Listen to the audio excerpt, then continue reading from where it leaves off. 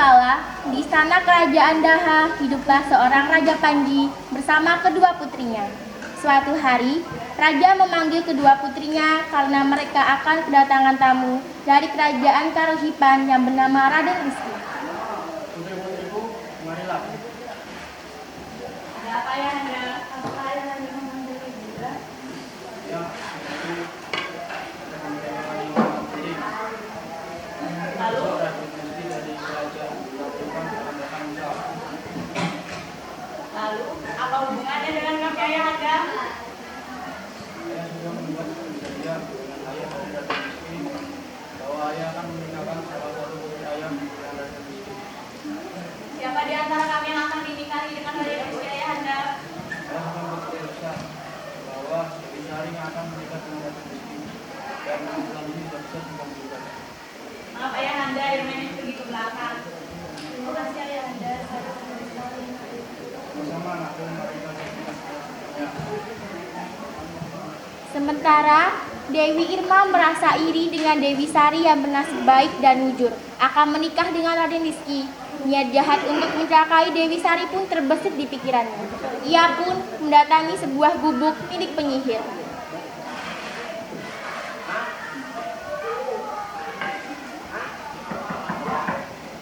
Apa yang kamu butuhkan, Mata Manis? Tolong bantu aku. Kau ingin aku melakukan apa? Aku ingin kamu menyihir Dewi Sari menjadi sesuatu yang menjijikan. Yang jelas aku tidak ingin Dewi Sari menikah dengan Raden Rizki. Baiklah, aku akan menyihirnya agar dia tidak dapat bertunangan dan menikah dengan Raden Rizki. Baiklah, ini uang imbalannya. Baiklah, aku akan mempersiapkan segala sesuatu. Senang kerjasama dengan penyihir sepertimu. Keesokan harinya, Dewi Sari pergi ke pasar membeli keperluan untuk menyambut kedatangan Raden Rizki besok. Sepulang dari pasar, Dewi Sari melewati sebuah sungai. Di sungai tersebut, Dewi Sari dihadang oleh seorang perempuan yang bertubuh pendek dan kerdil. Perempuan tua itu adalah seorang penyihir yang diperintah oleh Dewi Irma untuk menyihir Dewi Sari. Hei Dewi Sari, kelihatannya kamu sangat senang hari ini. Siapa kamu? Diam. Aku kesini untuk menyihirmu menjadi diam. Apa salahku kenapa kamu ingin menyihirku? Saudarimu lah yang menyuruhku. Dewi Irma, tidak mungkin. Kau pasti berbohong. Alah, jangan banyak ngomong, terima saja hatiku. Tidak.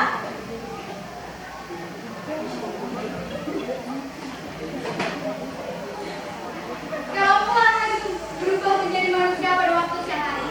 Pada waktu malam hari, kamu akan kembali menjadi seorang keong.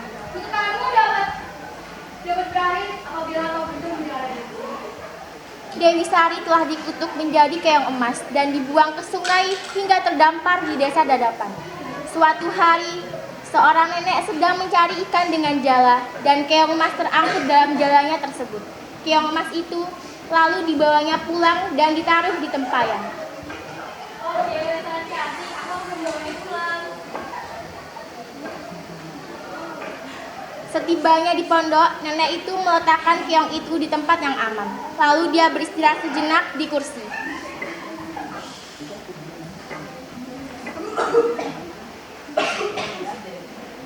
Sampai jam segini aku belum mendapatkan ikan. Aku harus mencari ikan lagi. Kalau tidak mendapatkan ikan, aku makan apa? Nenek Tika itu pun kembali mencari ikan di sungai. Kemudian Dewi Sari kembali ke wujud manusianya. Loh, kok aku ada di sini? Oh iya, tadi kan ada seorang nenek yang membawa aku pulang. Seperti ini. Untuk makan saja nenek itu serasa kesusahan. Kalau begitu, aku buatkan makanan saja untuknya. Hingga menjelang malam, Nenek Tika pun tidak mendapat ikan seekor pun. Kemudian, Nenek Tika tersebut memutuskan untuk pulang saja. Sesampainya di rumah, ia sangat kaget karena di meja sudah tersedia masakan yang sangat enak-enak. Si Nenek Tika bertanya-tanya. Begitu pula hari-hari berikutnya, si Nenek Tika menjalani kejadian serupa. Keesokan paginya, Tika ingin mengintip apa yang terjadi pada saat dia pergi mencari ikan. Nenek Tika itu lalu berpura-pura pergi ke sungai untuk mencari ikan seperti biasanya. Lalu pergi ke belakang rumah untuk mengintipnya.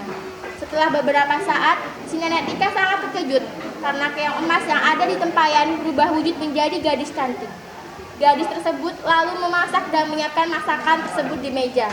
Karena merasa penasaran, lalu Nenek Tika tersebut memberanikan diri untuk menegur putri yang cantik itu.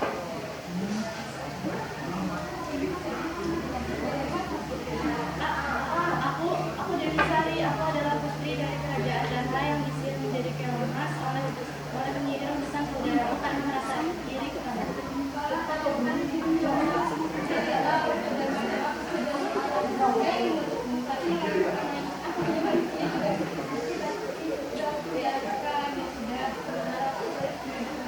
Terima kasih, Nek. Sementara itu, Raden Rizky tak mau diam saja ketika tahu Dewi Sari menghilang. Ia pun mencarinya dengan cara menyamar menjadi rakyat biasa. Penyihir Lisna pun akhirnya tahu dan mengubah dirinya menjadi gagak untuk mencelakakan Raden Rizky. Raden Rizky kaget sekali melihat burung gagak yang bisa berbicara dan mengetahui tujuannya. Ia menganggap burung gagak sakti itu untuk dan menurutinya, padahal Raden Rizky diberikan arah yang salah. Siapa kamu? Aku akan beritahu arah ke desa Dadapan. Agar dirimu bertemu dengan Dewi Sari.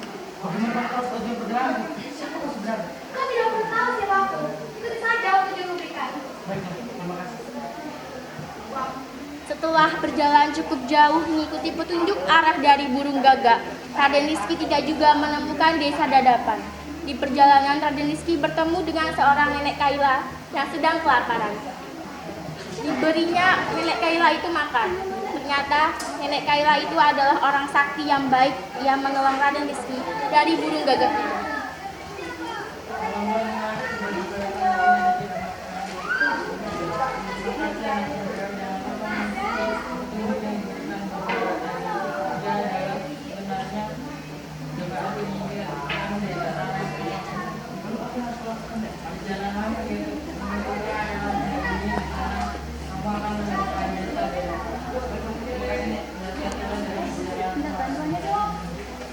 Setelah berjalan berhari-hari, sampailah Raden Rizky di desa Dadapan.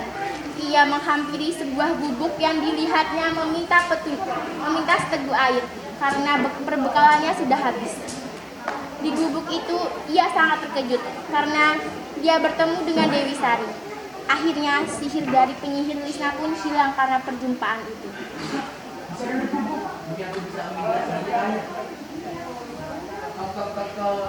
Ya, sebentar. Raden Rizky, kenapa kamu bisa di sini? Terima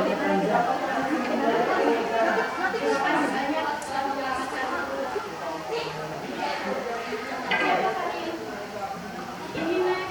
Ini Raden Rizky yang saya ceritakan waktu itu. Dia yang menyebut saya ya. Saya tidak sendirian. Tidak apa-apa. Apa ini kamu dimaafkan?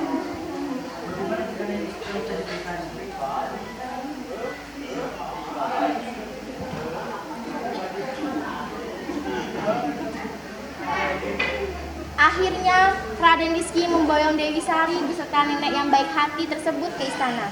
Dan Dewi Sari menceritakan perbuatan Dewi Irma pada sang Raja Panji. Raja Panji minta maaf kepada Dewi Sari dan sebaliknya.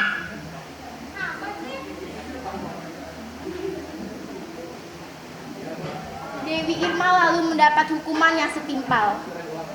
Karena Dewi Irma merasa takut, maka dia melarikan diri ke hutan.